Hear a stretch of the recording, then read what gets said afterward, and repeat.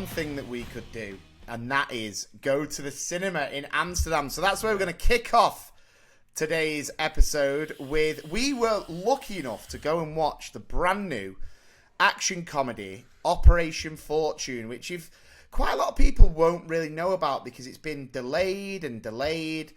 It's the brand new Guy Ritchie directed movie. Give you a quick synopsis. Elite spy Orson Fortune must track down and stop the sale of a deadly new weapons technology wielded by billionaire arms dealer broker Greg Simmons. Reluctantly teaming up with some of the world's best operatives, Fortune and his crew recruit Hollywood's biggest movie star, Danny Francesco, to help them on their globe-trotting mission to save the world.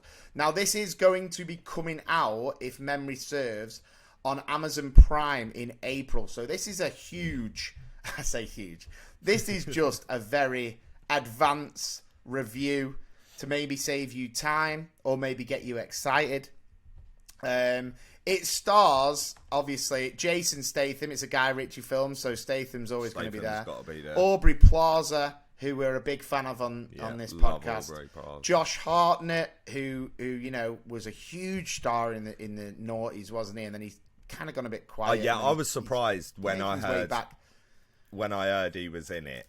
I was a bit surprised, and I think Hartnett's probably hoping for the Guy Ritchie magic touch, maybe.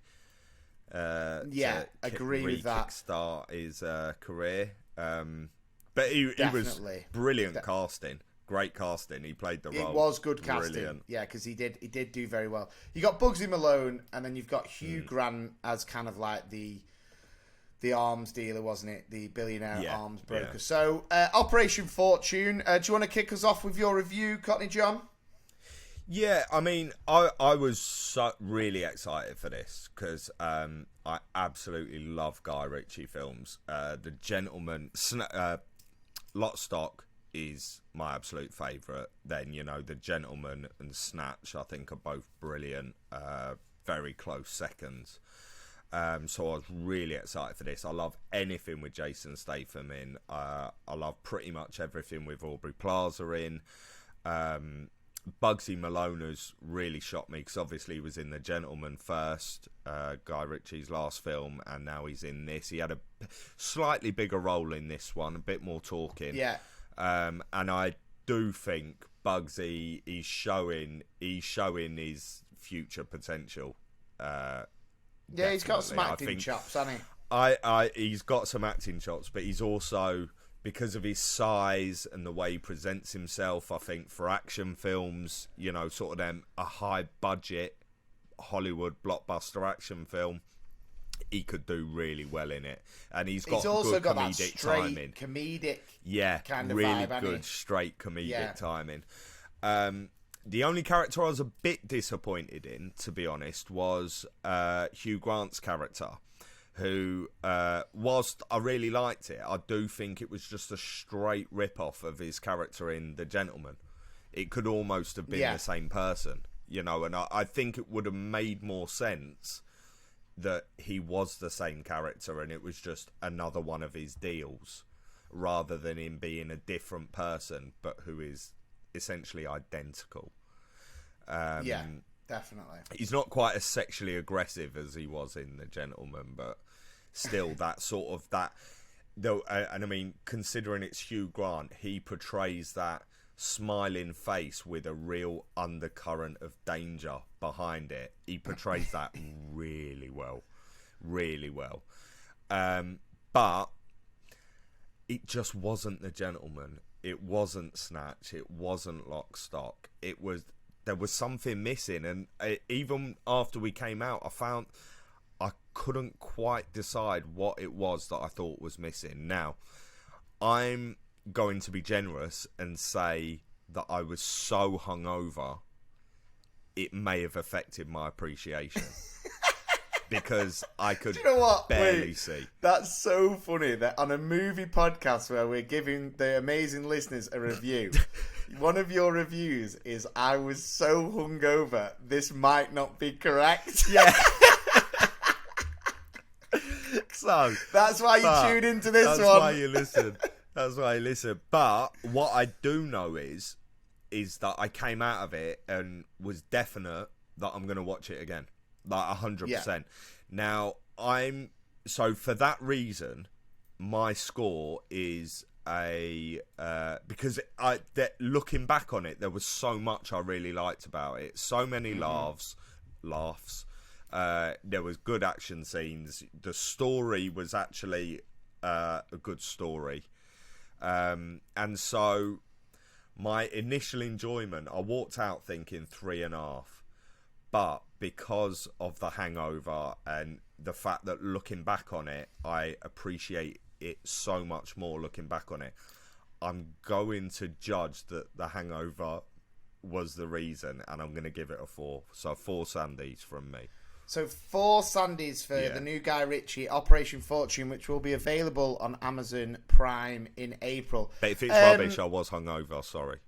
I mean, Guy Ritchie should be thanking Tequila Rose for that review. No, I'm pretty much in agreement with all your points. We went to watch The Gentleman together a few years ago, and if you haven't seen The Gentleman, again, that's on Netflix. Get it watched. The Gentleman is brilliant. Absolutely top draw. Amazing cast. Yeah. Just great. Because I give that a 5. I give Gentleman a 5. And I think Operation Fortune, I agree. I think it had some great moments. I think the acting was great. I think the story was good.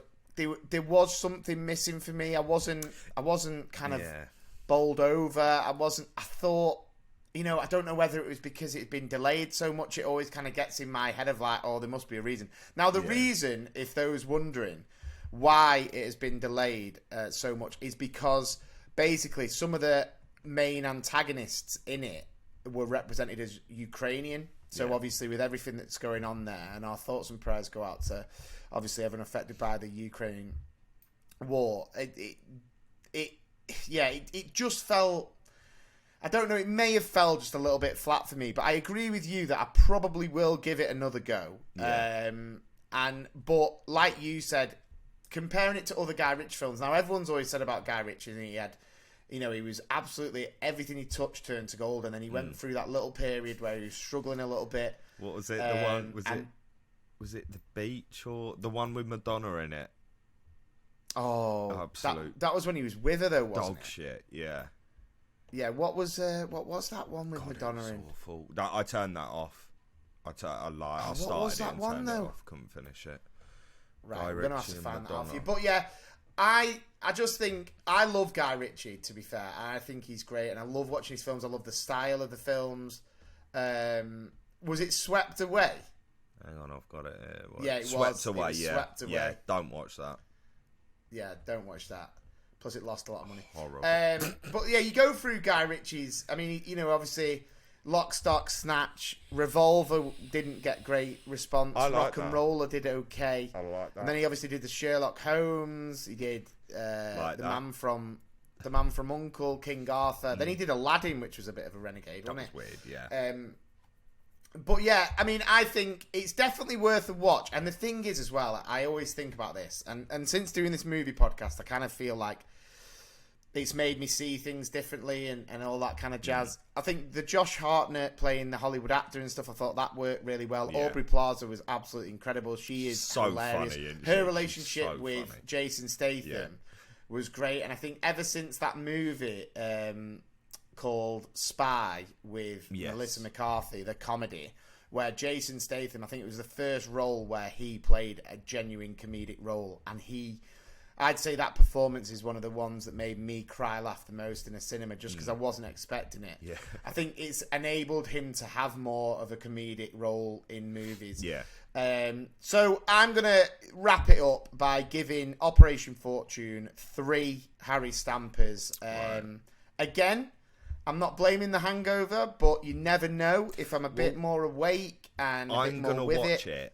I'm going to watch it again when it comes out on Amazon, and when I've watched it again, I will, in that, the following episode, revisit it and see if my score changes. Well, we look forward to hearing if it does. I'm sure we'll mention it when it drops and get people's view on the Adam and Cockney John Big Movie Podcast Facebook page, which we would love you to join. We're trying to get more and more stuff on there. We had loads of chats in Amsterdam. We've got some really exciting things in the pipeline to do with this podcast, and what we need is your support continuously. So make sure you share, follow, subscribe, all of that jazz. We'd really appreciate it.